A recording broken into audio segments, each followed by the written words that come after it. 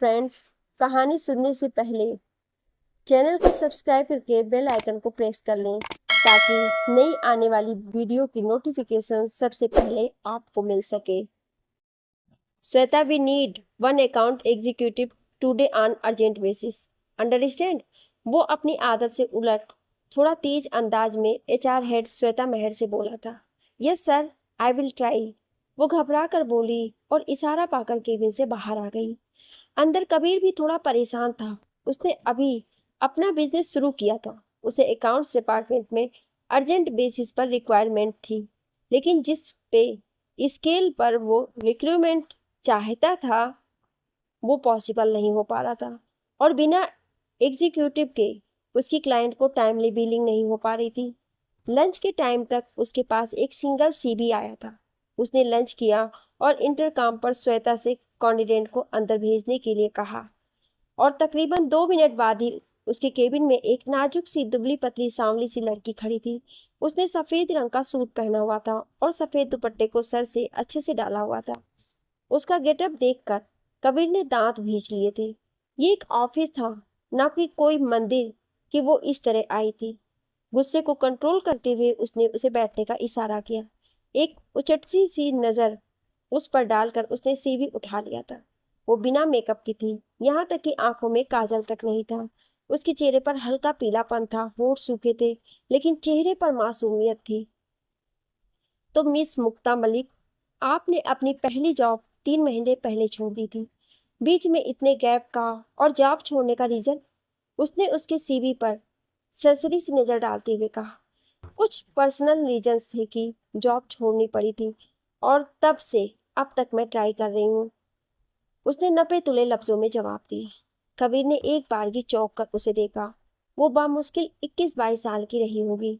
चेहरे की उदासी, कमजोरी और पीलापन होने के बावजूद उसके वजूद में एक मजबूती सी थी।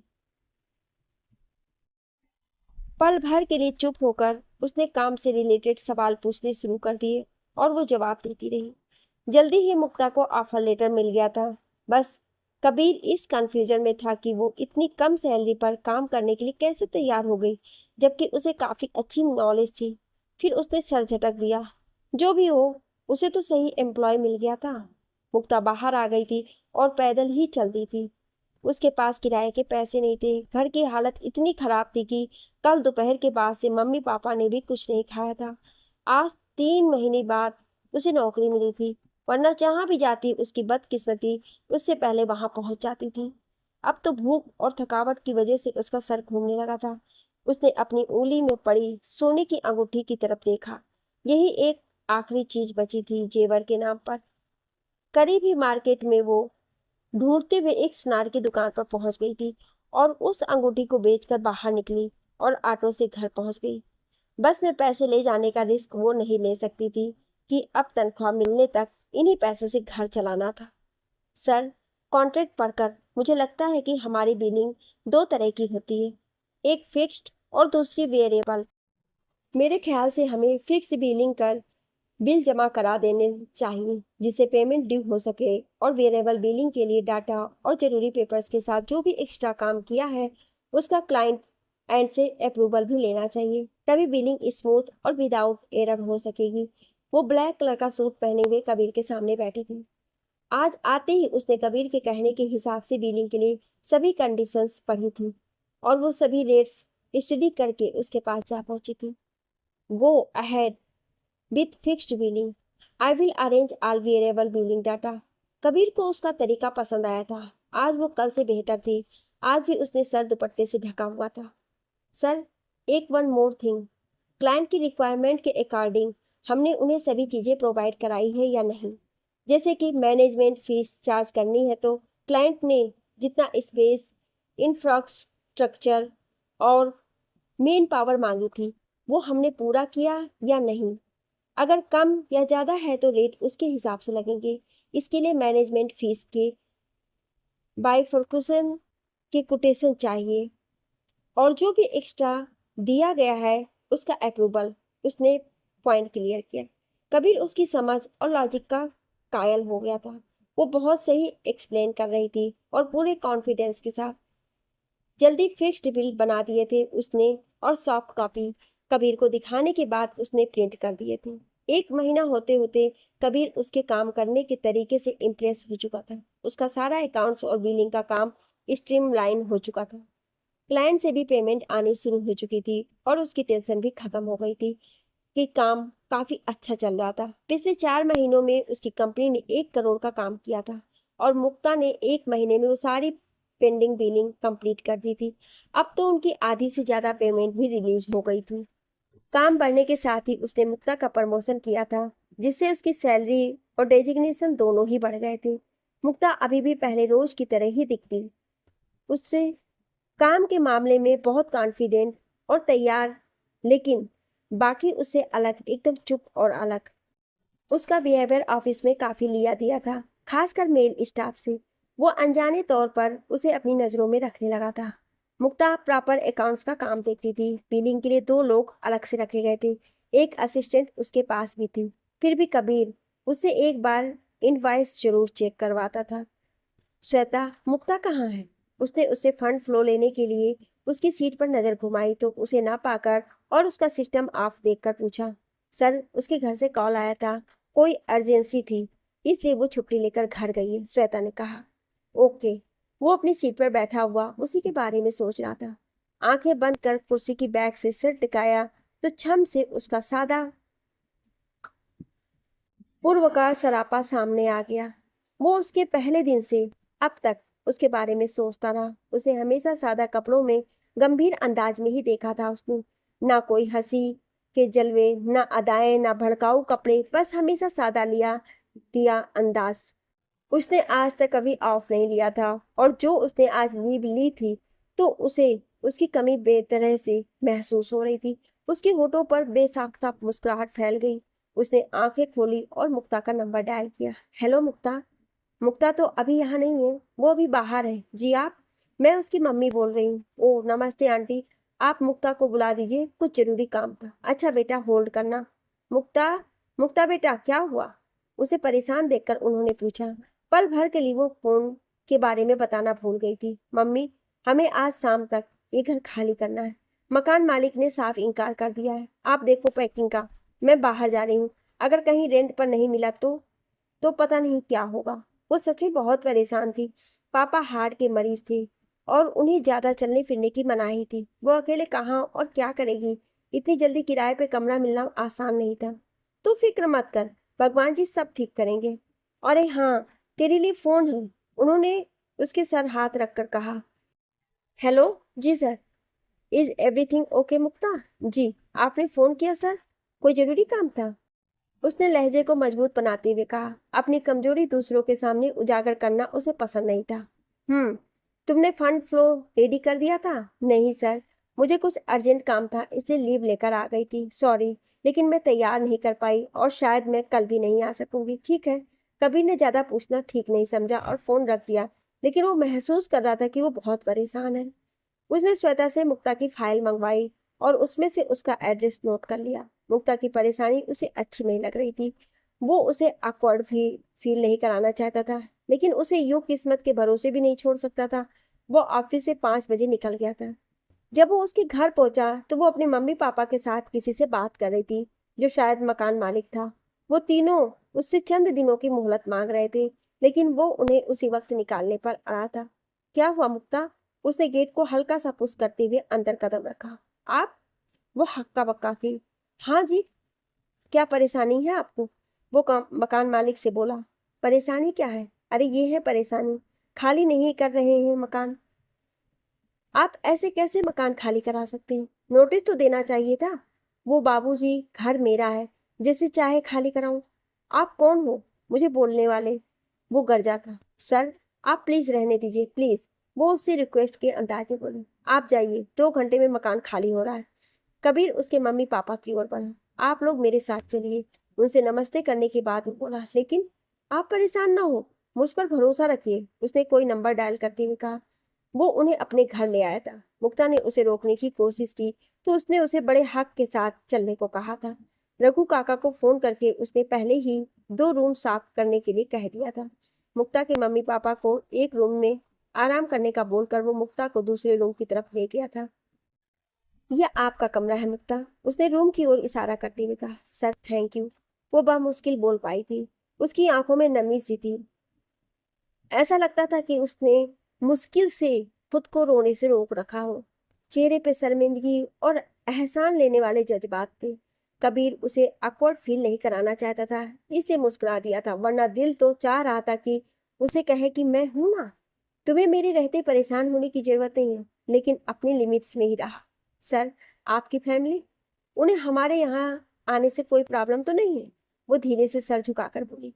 मेरी फैमिली? मैं कुछ समझा नहीं। जी, मेरा मतलब है आपके माता पिता और पत्नी, उसने पूछा। वो पल भर के लिए चुप हो गया। मैं यहाँ अकेले रहता हूँ, अब आप आराम कीजिए, डिनर पर मिलते हैं, उसने कहा और चला गया। कबीर के जाने के बाद उसने रूम में अपना बैग रखकर दरवाजा बंद कर लिया और दरवाजे से लग कर ही फर्श पर बैठ गई और बेआवाज रोने लगी। तमाम मजबूती और शक्ति आंसुओं में बह रही थी। वो बेटा बनने की जितनी भी कोशिश करती, सब नाकाम हो रही थी। हालांकि कभी भी मम्मी पापा ने उसे बेटे की कमी का एहसास नहीं कराया था, लेकिन उनके अंदर की तकलीफ वो समझती थी। कुछ दर्द तकलीफ बयान से बाहर होती है। कुछ देर बाद वो उठी और आंसू साफ कर वॉशरूम की ओर बढ़ गई। वो हाथ मुंह धोकर मम्मी को बोलकर किचन की तरफ आ गई थी। रघु काका शायद डिनर की तैयारी कर रहे थे। काका, मैं अंदर आ जाऊं? उसने दरवाजे पर खड़े होकर पूछा। जी जी, आइए ना। कुछ चाहिए था बेटा आपको? उन्होंने प्याज काटना रोककर पूछा। जी काका, मैं आपकी मदद करूं तो आपको या सर को बुरा तो नहीं लगेगा? मैं खाली बैठी थी, अच्छा नहीं लग रहा था, अगर आपको एतराज ना हो तो, उसने अंदर आते हुए कहा। नहीं बेटा, एतराज कैसा? कबीर साहब तो कभी किसी को अपने से छोटा और कमतर नहीं समझते, फिर आपको तो वो खुद यहाँ लाए हैं। उसे लगा रघु काका ने बोलते बोलते बात बदल दी, लेकिन फिर सर झटक दिया। लेकिन बेटा जी, आप आराम करो, मैं खाना तैयार करता हूँ, वो प्याज छीलते हुए बोले। मैं आटा गूंथ देती हूँ, वो बोली और उनसे पूछकर आटा निकालने लगी। अभी उसने आटा तैयार ही किया था कि कुकर जिसमें दाल रखी थी उसमें सीटी आई और हरी मिर्च काटते रघु काका की उंगली कट गई। उसने जल्दी से गैस बंद किया और उनके हाथ पर पानी डालकर साफ किया और उनसे पूछकर बैंडेज लगा दी। उसने उन्हें जबरदस्ती बाहर किया और खुद खाना बनाने लगी। वो पानी लेने के लिए किचन में जा रहा था कि दरवाजे पर ही पल भर के लिए ठिठक कर रुक गया। वो खाना बनाने में बिजी थी, दुपट्टा साइड में करके बांधा हुआ था। बालों का ढीला सा जूड़ा जिसमें से चंद लटें निकलकर आवारगी से उसके गालों को चूम रही थी। वो बहुत प्यारी लगी उसे उस दम। आज पहली बार उसने उसे बगैर सर ढके देखा था। वो उसे निहारते हुए ये भी भूल गया कि उसे प्यास लगी थी। सर आप? उसे देखकर वो चौंक गई थी और दिल ही दिल में खुद पर लानत भेजते हुए दुपट्टा दुरुस्त करके सर से ओढ़ लिया था। किसी गैर मर्द के घर पर वो इतनी लापरवाह कैसे हो सकती थी? चेहरे पर अफसोस सा उतर आया था। हाँ, मैं पानी लेने आया था, लेकिन आप क्यों खाना बना रही हैं? रघु काका कहाँ है? उसने फ्रिज से पानी की बोतल निकाली। उनकी उंगली में कट लग गया था, तो मैंने ही उन्हें जबरदस्ती हटा दिया था। बैंडेज गीली होकर उतर जाती है इसलिए। आपने तो माइंड किया ही नहीं। ओ नहीं, बस आपको यहाँ सोचा नहीं था, उसने कहा और बाहर निकल गया। रघु काका के साथ मिलकर उसने टेबल पर खाना लगा दिया था। कबीर तो बस उसी को गुपचुप निहार रहा था। एक अरसे बाद खुशी उसने दिल से महसूस की थी। खाना भी अच्छा बना था, उसने दिल ही दिल में उसकी तारीफ की थी। सुबह उसकी नींद जब खुली, वो खिड़की के पास आकर खड़ा हो गया और नीचे लॉन में नजर गई। मुक्ता के लहराते हुए दुपट्टे को देखा और वहीं खड़ा हो गया। वो सफेद रंग के सूट में बहुत मासूम और प्यारी लग रही थी। गेहुआ रंग, काले रंग रेशमी बाल खुले हुए थे। वो लाल गुलाब की झाड़ के पास बैठी थी, गुलाब पर हाथ फेरते हुए जाने किस सोच में डूबी हुई थी।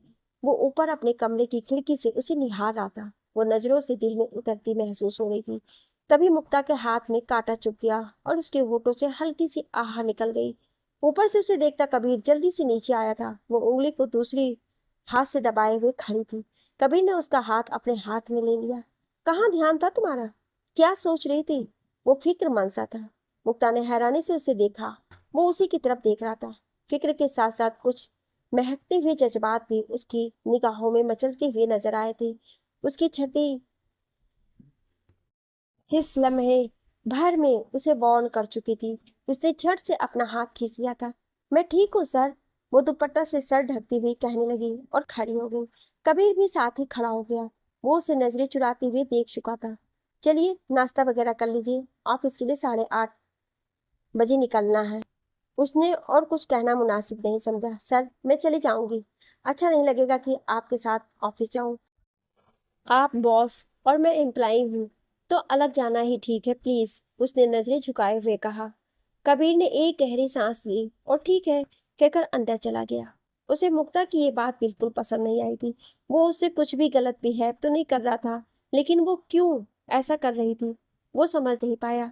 उसके जाने के बाद मुक्ता ने जल्दी से बाल समेट कर जूड़े की शक्ल दी और दुपट्टा फिर से सर पर जमा कर अंदर अपने रूम में आ गई। वो कबीर के जज्बातों को जरा भी हवा नहीं देना चाहती थी। उसे मम्मी पापा की फिक्र खुद से ज्यादा थी।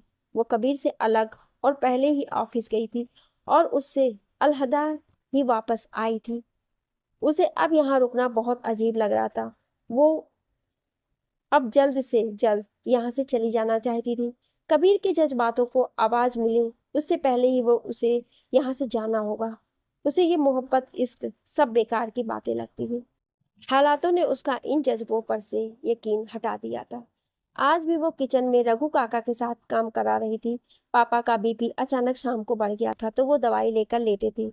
मम्मी उनके पास ही थी। कभी डाइनिंग टेबल पर बैठे हुए गैर महसूस अंदाज से मुक्ता को देख रहा था, हालांकि जाहिरी तौर पर निगाहें मोबाइल पर थी। आज उसे यहाँ 1 हफ्ता हो चुका था और उस रोज सुबह के बाद से उसने काफी अलर्ट रहना शुरू कर दिया था। वो अपने पुराने अवतार में ही रहती थी। साहब आपके लिए खाना लगा दूं? रघु काका ने पूछा। सिर्फ मेरे लिए? उसने काका की ओर देखा। जी, मुक्ता बिटिया कह रही हैं कि उनका मन नहीं हो रहा है। जब उनके पिताजी की तबीयत संभलेगी तो वो साथ में खा लेंगे।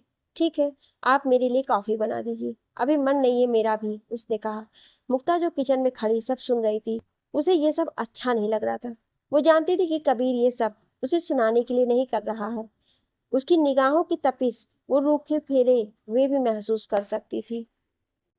सर आप खाना खा लीजिए प्लीज, पापा के बिना मैं नहीं खा सकूंगी, आप माइंड मत कीजिए, उसने उसके पास आकर धीरे से कहा। और आपके बिना खाना मुझे अच्छा नहीं लग रहा है, आदत हो गई है आपकी, उसने उसकी तरफ देखकर कहा। लेकिन मुक्ता ने नजरें नहीं उठाई। आपको आदत नहीं डालनी चाहिए, बाद में आदतें छोड़ने में तकलीफ होती है, वो धीरे से बोली। और अगर आदत छोड़नी ही नहीं हो बल्कि और भी पुख्ता करने का इरादा हो तो? वो भी आज सब कुछ बोल देना चाहता था। मुक्ता को समझ नहीं आया कि वो क्या कहे, इसलिए जाने लगी थी। कबीर ने उसकी कलाई थाम ली थी। जवाब तो दो। उसका गला सूखने लगा था, सांसें अटक रही थी। वो अपनी कलाई छुड़ाने की कोशिश करने लगी लेकिन कबीर की पकड़ मजबूत थी। वो उसके सलोने चेहरे में खोया हुआ था। गहरी काली आंखों पर स्याह पलकों की झालर कांप रही थी। होठ शायद बोलने के लिए लफ्ज तलाश रहे थे। वो मुस्कुराते हुए बड़े प्यार से उसे देख रहा था। उसने नजरें उठाकर उसे देखा और उसकी मुस्कुराहट और अपनी कमजोरी उसे तपा गई। सर आप ये क्या कर रहे हैं? प्लीज छोड़िए मेरा हाथ।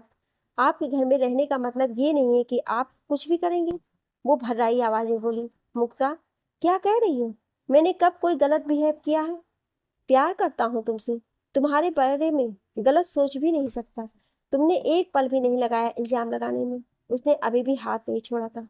रघु काका जो कॉफी लेकर आ रहे थे हालात को देखते हुए वापस पलट गए थे। आप आप मुझे गलत समझ रहे हैं, मेरे मन में ऐसा कुछ नहीं है आपके लिए, छोड़िए मुझे प्लीज, मुझे अपने कमरे में जाना है। उसने लहजे को मजबूत बनाने की नाकाम कोशिश की। और मैं हमारा कमरा एक करना चाहता हूँ। वो बदस्तूर उसकी कलाई को गिरफ्त में लिए हुए था। आप अपने घर में पनाह देने की कीमत मुझसे ऐसे वसूलना चाहते हैं? मैं वैसी लड़की नहीं हूँ। उसकी आंखों में खौफ और नफरत साफ नजर आ रही थी। क्या बकवास कर रही हूँ? मैं तुमसे शादी करना चाहता हूँ बेवकूफ लड़की। उसकी बात पर वो तिलमिला उठा था। कहते हुए उसे हल्का सा खींचा तो वो उसके सीने से जा लगी थी। दोनों ही इस अचानक इंसिडेंट पर बौखला गए थे। वो उसके इतने करीब थी कि उसकी तेज धड़कनें भी उसे महसूस हो रही थी। मुक्ता के तो हवास बाख्ता हो गए थे। उसका दराज कद, मजबूत बाजू, उसके भरपूर वजूद का एहसास और उसके वजूद की खुशबू, वो खुद को बेबस पा रही थी। धड़कनें काबू में ना थी। कबीर की पकड़ लम्हे भर को ढीली हुई और वो खुद को छुड़ाकर तेजी से भागती हुई अपने रूम में चली गई और दरवाजा लॉक कर लिया। इधर कबीर भी अपने बालों में हाथ फेरता हुआ ऊपर अपने कमरे में चला गया। आज सब कुछ बोलकर वो बहुत हल्का महसूस कर रहा था खुद को। उसकी नजदीकी को याद करके वो बरबस मुस्कुरा दिया। मुक्ता, कम इनसाइड, उसने इंटरकॉम पर कहा। वो कल से उसके सामने नहीं आ रही थी। उसके अंदर हिम्मत नहीं थी उसका सामना करने की। रात भी उसने कुछ नहीं खाया था और नाश्ते पर भी उसका सामना ना करना पड़ जाए इस वजह से भूखी ही वो ऑफिस आ गई थी। अब जो उसने बुलाया तो तमाम हिम्मत जुटाकर वो खड़ी हुई। मैं आई कम इन सर? यस। जी सर। बैठ जाओ। कबीर के कहने पर वो बैठ गई थी, लेकिन नजरें नहीं उठाई थी। कबीर ने आज पहली बार बेबाक भरपूर निगाहों से उसका जायजा लिया। आज भी सफेद रंग का सादा सलवार सूट पहने हुए, दुपट्टा सर पर डाले हुए, नजरें झुकाए बैठी थी। चेहरे की गंदुक हुई रंगत में हया की सुर्खी नुमाया थी। वो लंबे कद और मुनासिब फिगर की एक खासी दिलकश लड़की थी, लेकिन खुद को संवारने की कोई कोशिश नहीं करती थी। वो उठा और दरवाजे के पास जाकर खड़ा हो गया। मुक्ता ने उसे देखा और उठ खड़ी हुई। उसके चेहरे पर फिर से हवाइयां उड़ने लगी। वो उसे नहीं चाहती थी और उसके घर में फैमिली के साथ रह रही थी। उसके इजहारे मोहब्बत ने उसको परेशान कर दिया था, और अब उसका केबिन में बुलाना, जहां वो तन्हा उसके साथ थी, उसे समझ नहीं आ रहा था कि वो कैसे रिएक्ट करे। जी सर, कोई काम था आपको?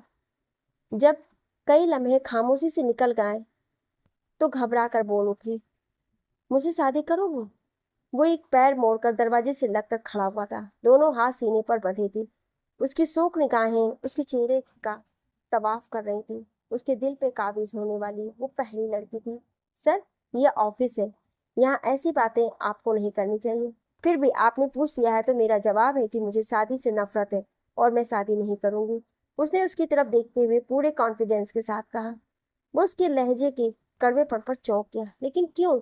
मैं आपको जवाब देने की पाबंद नहीं हूँ। मुझे बहुत काम है। दरवाजे से हटिए, मुझे जाना है। और प्लीज आगे से कभी ऐसी कोई बात मत कीजिएगा, उसने आगे बढ़ते हुए कहा। कभी दरवाजे से जरा भी नहीं हिला। वो गौर से उसके चेहरे को देख रहा था, जिस पर नफरत और गुस्सा बिखरा हुआ था। मुक्ता उसके करीब आ गई थी, लेकिन उसने हटने की कोई कोशिश नहीं की। तुमसे बात तो करनी है मुझे। यहाँ बात करोगी या कहीं और? अगर बात इसी बारे में है तो कहीं नहीं। मुक्ता, शादी तो एक ना एक दिन तो करनी ही है तुम्हें, फिर आप क्यों नहीं? वो बगौर उसे देख रहा था। मैंने कहा ना, नहीं करनी मुझे शादी। आप समझ क्यों नहीं रहे? ये मेरा पर्सनल मैटर है। आप पीछे छोड़िए मेरा। अगर आप ऐसे ही करते रहे तो मुझे मजबूरन भी नौकरी छोड़नी होगी, और आपके घर से भी मैं जल्दी ही अपनी फैमिली के साथ चली जाऊंगी। उसका लहजा मजबूत था। इसकी जरूरत नहीं है। कबीर दरवाजे से हट गया। मम्मी, ओ सॉरी आंटी। अरे नहीं बेटा, मम्मी ही बोलो। तुम मुझे अपने बेटे जैसे ही लगते हो। उनकी आंखों में एक साया सा लहराया था। फिर तो मैं आज से, अभी से आप दोनों के मम्मी पापा ही बोलूंगा। मुझे भी माता पिता मिल जाएंगे। उसने कहा। बेटा, तुम्हारे माता पिता साथ नहीं रहते? सारिका जी, मम्मी ने पूछा। वो दोनों तो हमेशा मेरे साथ हैं मम्मी, बस इस दुनिया से चले गए हैं। 12 साल पहले एक रोड एक्सीडेंट में वो दोनों मुझे छोड़कर चले गए, कबीर ने कहा। ओ, माफ करना बेटा, तुम्हारा दिल दुखा दिया। अरे नहीं मम्मी, और आज पापा और मुक्ता नजर नहीं आ रही हैं। उसने बात बदल दी। यूं भी उसकी नजरें उसी को खोजती रहती थी। वो दोनों किराए का घर देखने गए हैं। क्या? लेकिन क्यों? क्या आप लोगों को यहाँ कोई परेशानी है? मुझे बताइए। नहीं बेटा, ऐसी कोई बात नहीं है। लेकिन कब तक यहाँ रहेंगे? 1 महीने से ज्यादा हो गया है, जाना तो होगा ही। क्यों जाना होगा? आप लोग यहीं रहेंगे, कहीं नहीं जाएंगे। पापा से मैं बात कर लूंगा। वैसे भी उनकी तबीयत सही नहीं रहती। ऐसे में अगर कभी भगवान न करे कोई इमरजेंसी हो गई तो आप और मुक्ता कैसे संभाल सकेंगे सब? बस मैंने कह दिया, कहीं नहीं जाएंगे आप अपने बेटे को छोड़कर। वो अपना फैसला सुनाते हुए बोले। बेटा, हम तुम्हारे माँ पिताजी जैसे हो सकते हैं, लेकिन माँ पिताजी तो नहीं हो सकते। कल तुम्हारी शादी होगी, तुम्हारी पत्नी को जाने कैसा लगे। योगेश जी, जो तभी मुक्ता के साथ आए थे, उससे बोले। मुक्ता लम्हे की चौथाई में अपने कमरे में चली गई थी। ऐसा नहीं होगा, और अगर 1% हुआ भी तो तब की तब देखेंगे। अभी तो आप कहीं नहीं जा रहे हैं, उसने आराम से कहा, और तीनों मुस्कुरा दिए। उसने उस रोज के बाद मुक्ता से कुछ नहीं कहा था और ना ही उसका रास्ते में आया था, लेकिन वो हर पल उसकी नजरों के हिसाब में रहती थी। उसने उन लोगों को जाने से रोक लिया था। मुक्ता की अभी भी हर पल यही कोशिश थी कि वो यहाँ से चली जाए, लेकिन उसकी लाख कोशिशों के बावजूद ना तो उसे कोई कमरा ही मिल रहा था, ना ही दूसरी जॉब।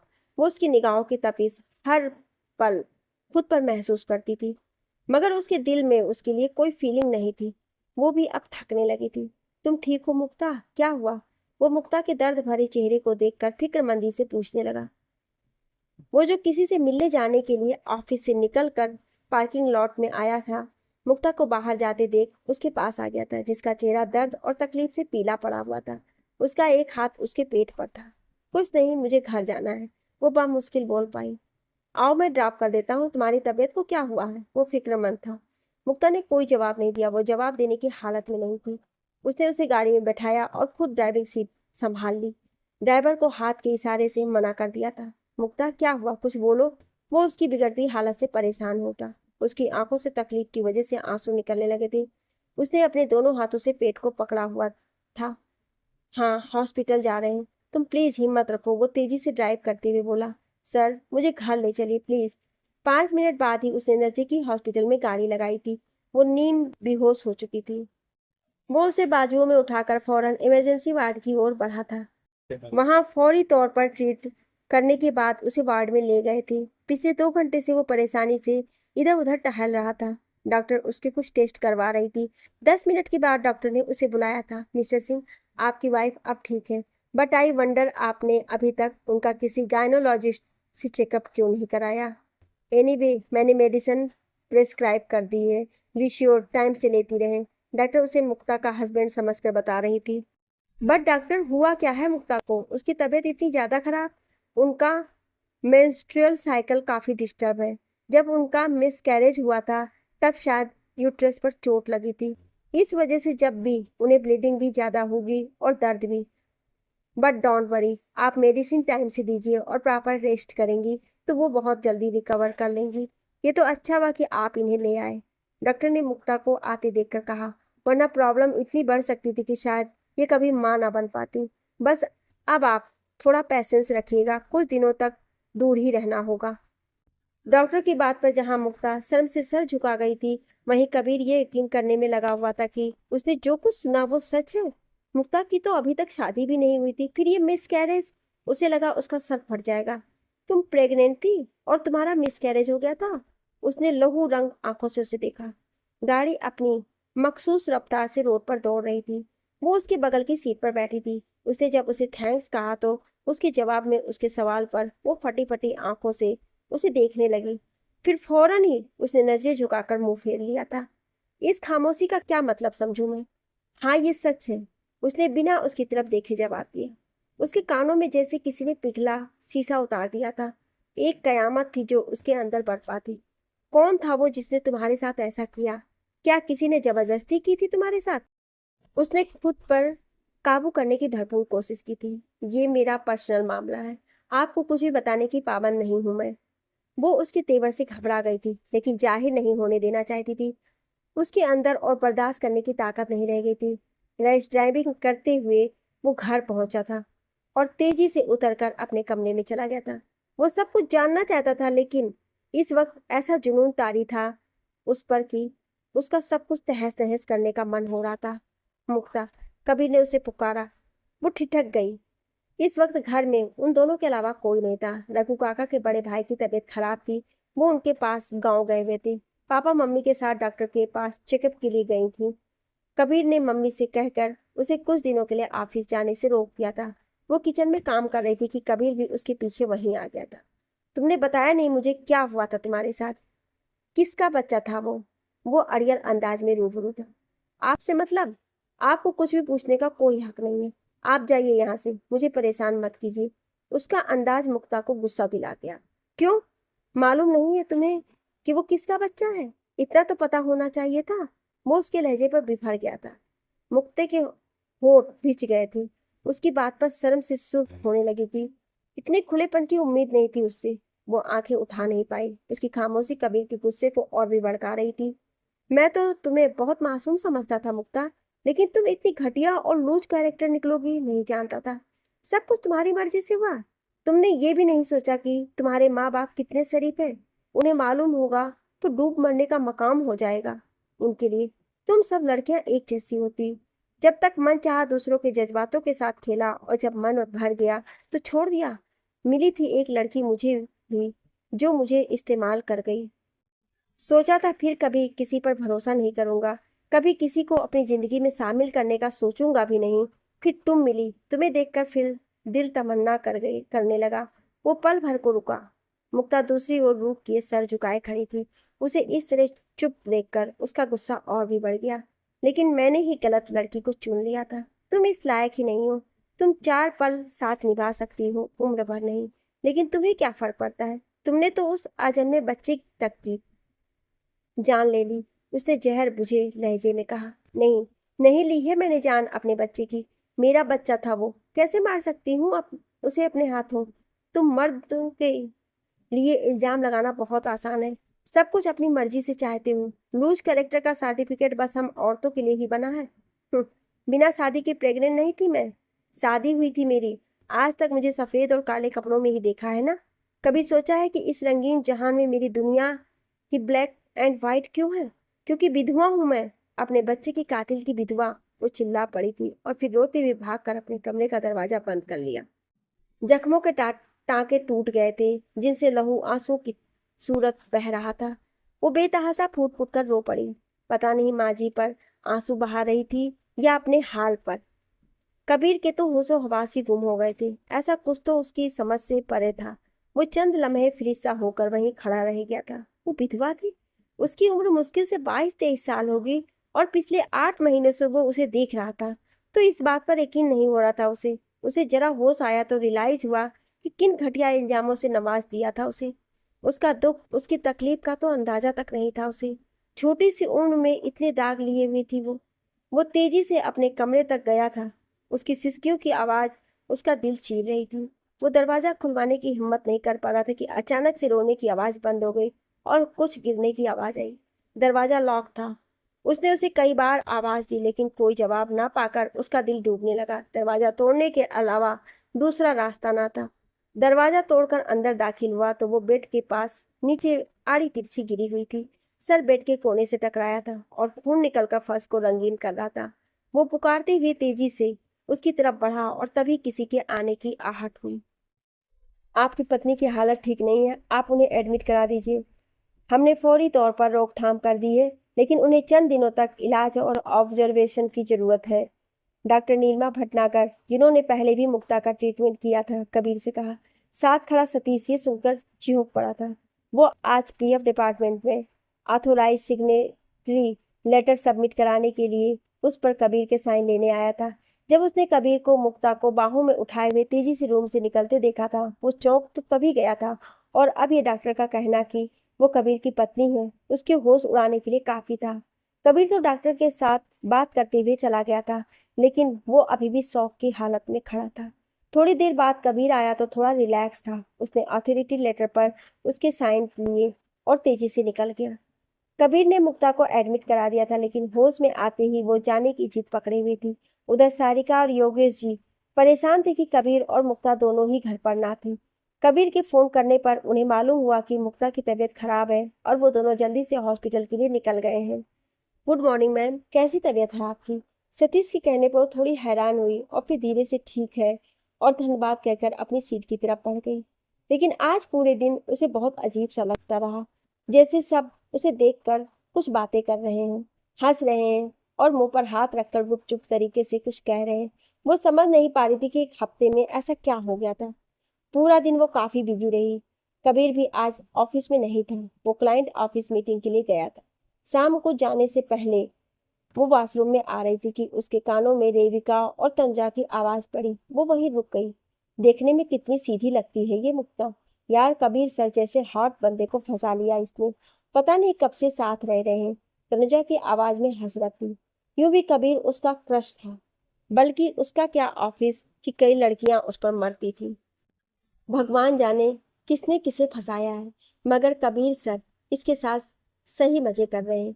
लिव इन में रहो, शादी का झंझट नहीं और जो चाहिए वो मिल ही जाता है। यूं भी मजे तो इन मैडम के भी पूरे हैं।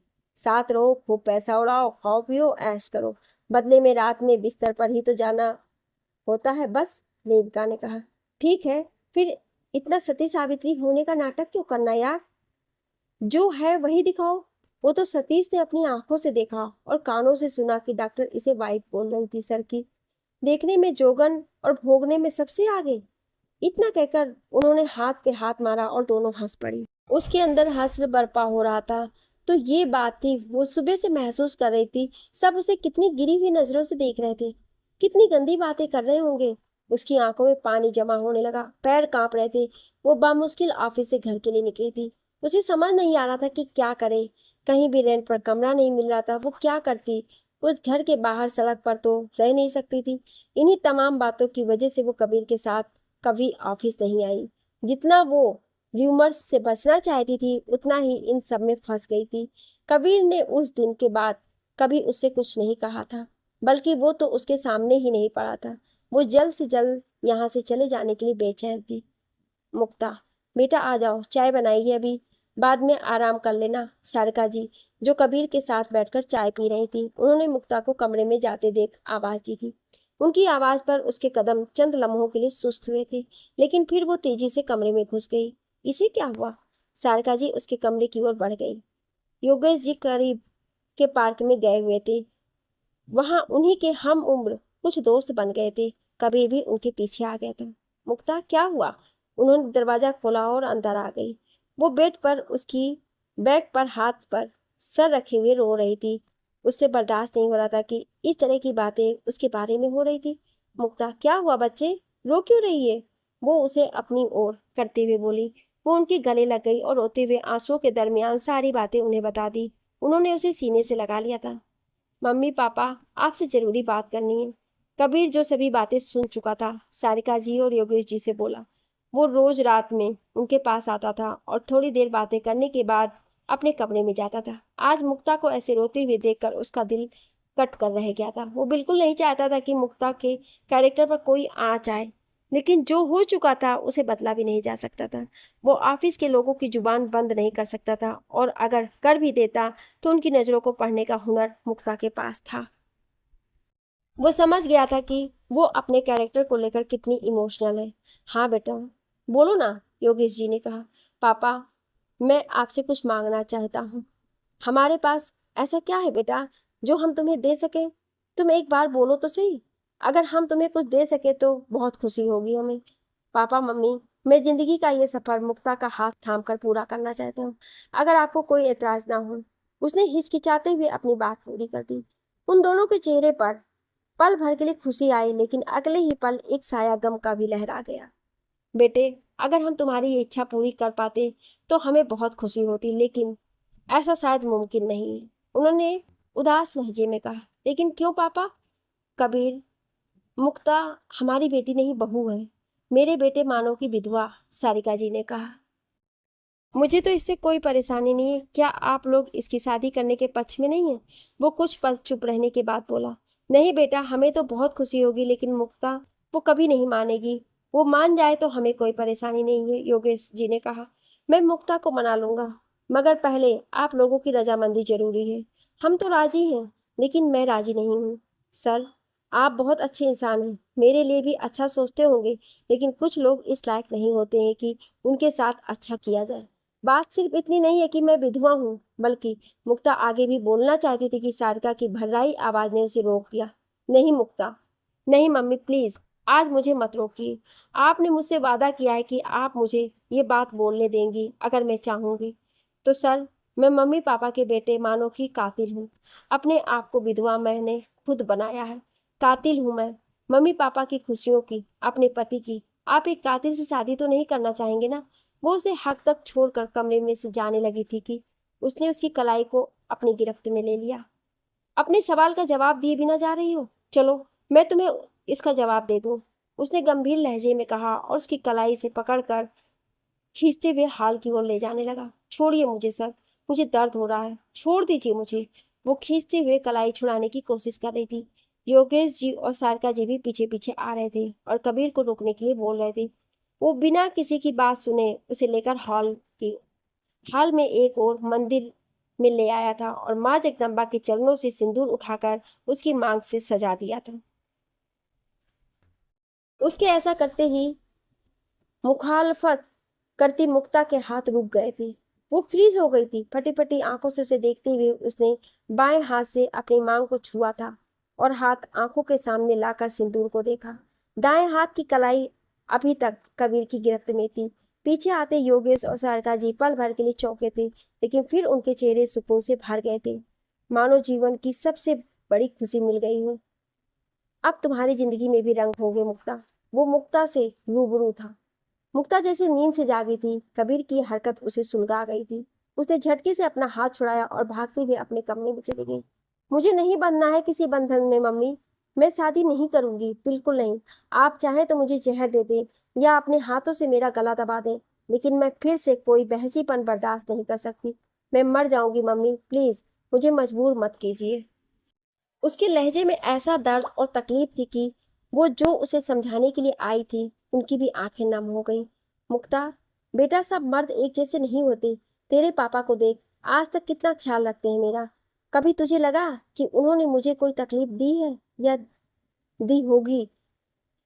मेरा दिल कहता है बेटा, कबीर तुझे बहुत खुश रखेगा। वो बहुत चाहता है तुझे। उन्होंने उसे प्यार से समझाया, लेकिन मम्मी, मैं मेरे मन में कुछ नहीं है।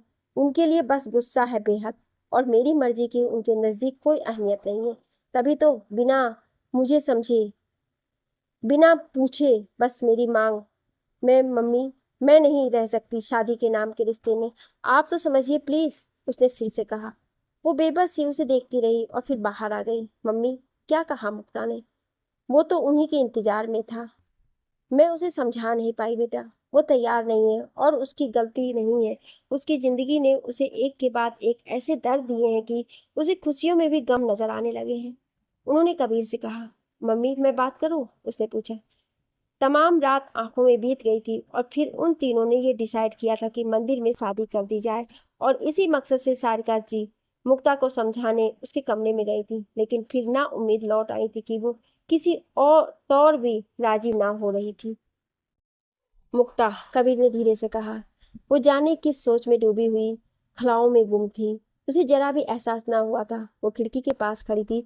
वो अभी भी रात वाले हुलिये में थी।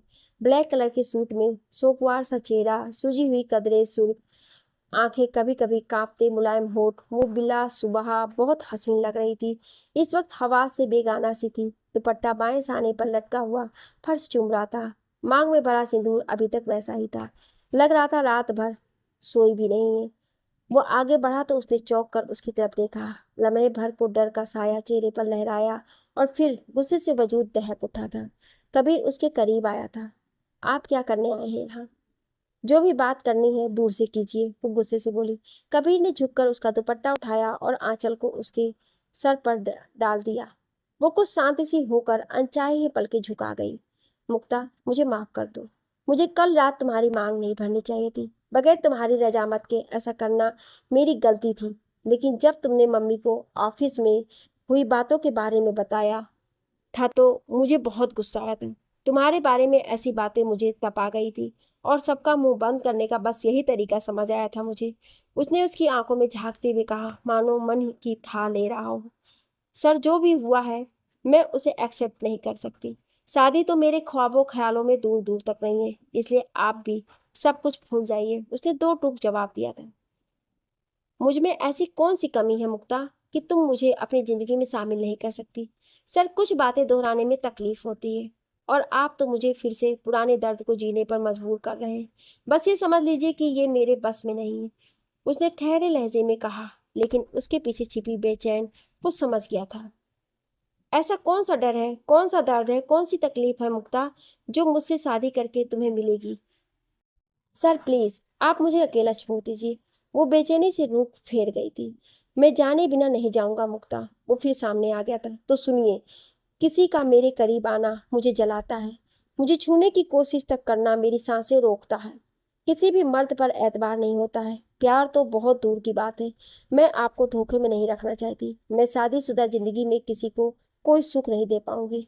पत्नी का फर्ज नहीं निभा सकती। वो शर्म से सुर्ख चेहरे के साथ आंखें बंद कर सब बोल गई। कबीर उसके खूबसूरत चेहरे को देखता रहा, फिर नजरें हटाकर हल्के से मुस्कुराया। पत्नी का कौन सा फर्ज नहीं निभा सकती तुम? उसने निचला होठ दांतों में दबाया। मैं प्लीज सर, आप आप जाइए प्लीज मुक्ता, जब तक तुम कंफर्टेबल नहीं हो जाती हम रिश्ता हद में रहकर निभाएंगे। वो उसके करीब आकर धीरे से बोली।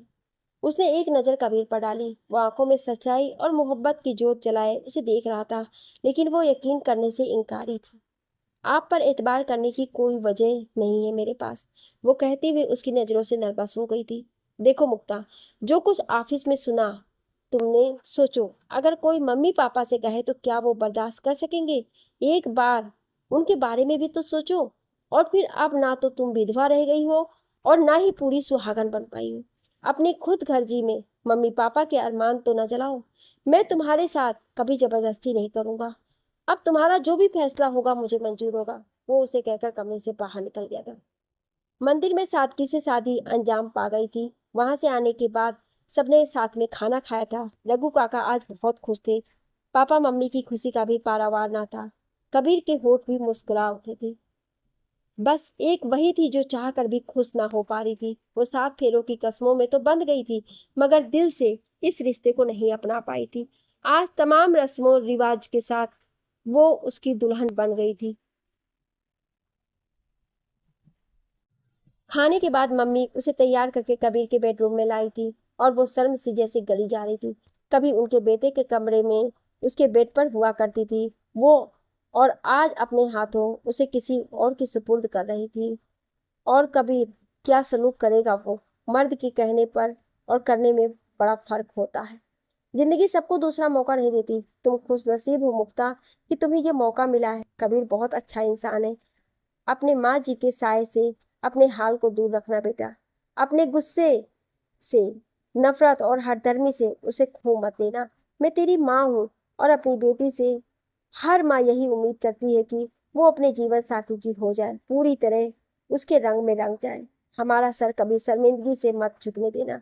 इतना मान रखोगी ना? शारका जी ने उसे समझाते हुए पूछा। वो बामुश्किल बस सर हिला पाई थी। वो मुस्कुराते हुए बाहर निकल गई थी।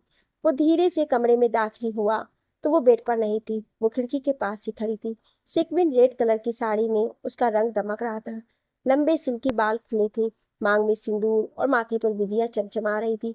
बड़ी बड़ी काली आंखें, सुतवा नाक और खूबसूरत होठ जो आज सुर्ख लिपस्टिक की बदौलत और भी कातिल लग रहे थे। कानों में झुमके, गले में मंगलसूत्र और हाथों में भरी भरी चूड़ियां। वो सर से पैर तक कयामत लग रही थी। आज पहली बार उसने उसे रंगीन कपड़ों में इतना सजा सवरा हुआ देखा था। दरवाजा लॉक होने की आवाज पर वो सिहर गई थी। मुट्ठियां साड़ी पर साइड में कस गई थी और खौफ से आंखें बंद हो गई थी। वो खुद को आने वाले पलों के लिए तैयार कर रही थी। यूं तो उसने उसके करीब न आने को कहा था, लेकिन उसे जरा भी एतबार नहीं था उस पर। पहली शादी की पहली रात जहन में ताजा हो उठी थी और बेसाख था। आंखें नम हो गई थी। तुम बहुत हसीन लग रही हो, आंखें तो खोलो प्लीज। उसकी मोहब्बत भरी आवाज बेहद करीब से उभरी थी। उसने जल्दी से आंखें खोल दी। वो उसके बिल्कुल सामने खड़ा उसे निगाहों में समेटे था। वो शर्म से खुद में ही सिमटने लगी थी। उसकी नजरों से बचने के लिए वो रुख मोड़कर खड़ी हो गई, लेकिन उसने उसे सानों से पकड़कर अपनी तरफ घुमा लिया। सर, आपने कहा था। इससे पहले कि वो आगे कुछ बोलती उसने उसके होठों पर उंगली रख दी। सर नहीं, कबीर, अब तुम मेरी बीवी हो, एम्प्लॉय नहीं। जी। उससे कुछ बोला नहीं जा रहा था। वो बेबसी से होठ काटने लगी। कबीर चंद लम्हों तक उसे यूं ही निगाहों से दिल में उतारता रहा। अगर यूं ही होठों को जख्मी करती रहोगी तो मुझे अपने होठों से मरहम लगाना होगा, वो शरारती लहजे में बोला। उसने रुककर एकदम नजरें उठाई थी जिनमें हैरानी और खौफ था। उसके होठ कांप रहे थे, मानो लफ्ज ना मिले हों। नजरें दोबारा झुक गई थी और कबीर के होठ मुस्कुरा दिए थे। जस्ट किडिंग, रिलैक्स, मैं कुछ नहीं कर रहा हूँ। चलो सो जाओ, बहुत रात हो गई है, उसने मुस्कुराते हुए कहा। सुबह दरवाजे पर दस्तक से दोनों चौंक कर उठे थे। कबीर सोफे पर सोया हुआ था और वो बेड पर। वो दरवाजा खोलने की गरज से उठी कि कबीर ने उसका हाथ पकड़ लिया। बेटा, पूजा करनी है, उठ जाओ। ये सारिका जी थी। कबीर ने खड़े होकर मुक्ता को देखा और फिर उंगली से होठ की लिपस्टिक हल्की सी फैला दी। हाथ बढ़ाकर उसके बाल बिखरा दिए और फिर उसकी साड़ी के आंचल से तिल निकालने लगा। ये क्या कर रहे हैं आप? वो उसकी छुअन से चीयर उठी थी। जरूरी है, वरना मम्मी को मैं तो नहीं समझा सकता कुछ। उसने चुप कराते हुए पिन निकाल दी। और फिर उसे दरवाजा खोलने का इशारा करते हुए अपनी शर्ट उतारकर बेड पर उल्टा लेटकर आधी अधूरी सी चादर खुद पर डाल ली। वो उसका मकसद समझकर सुर्ख हो गई थी। दरवाजे पर सिर्फ दस्तक हुई थी। उसने आगे बढ़कर दरवाजा खोल दिया। सारका जी ने उसकी शर्म से बोझिल सुर्ख आंखें देखी और फैली हुई लिपस्टिक, मचटा हुआ आंचल और फिर बेड पर सोए कबीर की चौड़ी पुश्त उनके दिल को सुकून दे गई। वो उसे और कबीर को जल्दी नीचे आने की ताकीद करके चली गई। मम्मी पूजा के लिए बुलाने आई थी, आप नहा लीजिए, उसने कहा। तुम बात ले लो, मैं बाद में नहा लूंगा, वो उनीदी सी आवाज में कहकर सो गया। तमाम रात सोफे पर उसे ठीक से नींद नहीं आई थी। मुक्ता ने उस पर झिझकती सी नजर डाली और फिर अपने लिए साड़ी निकालकर बाथरूम में घुस गई। उसने गीले बालों को झटककर पीछे किया तो उड़ती हुई बूंदें कबीर पर गिरी तो वो नींद से बेदार हो गया। अधखुली आंखों से देखा तो वो पर्पल कलर की साड़ी पहने हुए आईने के सामने खड़ी होकर बालों को संवार रही थी। धुला धुला निखरा चेहरा बेहद मासूम लग रहा था। वो चंद लम्हों तक उसे देखता रहा, मानो यकीन कर रहा हो कि ये उसकी है और उसके पास है। फिर जल्दी से उठकर बाथरूम में घुस गया। पूजा के बाद वो मम्मी पापा के पास बैठ गया था और मुक्ता सबको चाय देने के बाद रसोई में रघु काका के साथ नाश्ता तैयार करने में लग गई थी। आज यहाँ खड़े होना और कुछ करना एक अलग ही एहसास दे रहा था। कबीर सर ने सबको कॉन्फ्रेंस हॉल में आने के लिए कहा है, इसलिए सब लोग जल्दी से पहुंचिए। श्वेता ने सबको आने के लिए कहा और खुद भी जल्दी से वहां पहुंची। कबीर ने दरवाजा खोलकर मुक्ता के साथ एंटर किया था और सबकी आंखें हैरत से फैल गई थी। जहां कबीर व्हाइट शर्ट और ब्लू जीन्स पहने हुए अपने दराज कद और वजीज सरापे के साथ बेहद स्मार्ट लग रहा था, वहीं आज मुक्ता को पहली बार रेड बॉर्डर की पर्पल कलर की सिल्क की साड़ी में अलग ही अंदाज में देखा था। उसने बालों का जूड़ा बनाया हुआ था, मांग में सिंदूर, माथे पर छोटी सी बिंदी, होठों पर रेड लिपस्टिक, आंखों में काजल और कानों में सोने के टॉप्स पहने हुए, बाएं हाथ में रिस्ट वॉच और दाएं हाथ में कंगन पहने वो नजर लग जाने की हद तक दिलकश लग रही थी। Guys, I would like to introduce my gorgeous wife, मुक्ता कबीर सिंह। क्या आप इसका अगला भाग सुनना चाहते हैं? तो कमेंट में यस जरूर लिखिएगा। Thank you.